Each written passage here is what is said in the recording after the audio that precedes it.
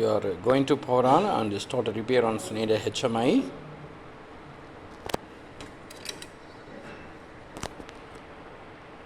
can see that the display line is coming.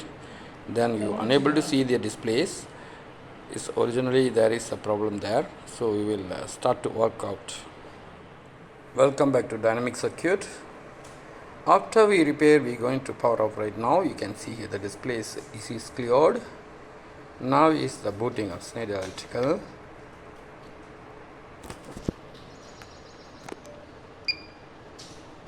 You can see here the settings, absence or manual or home, alarms, menu, time settings.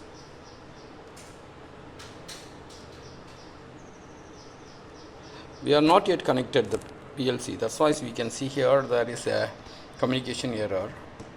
Once connected into that machine, it will be okay.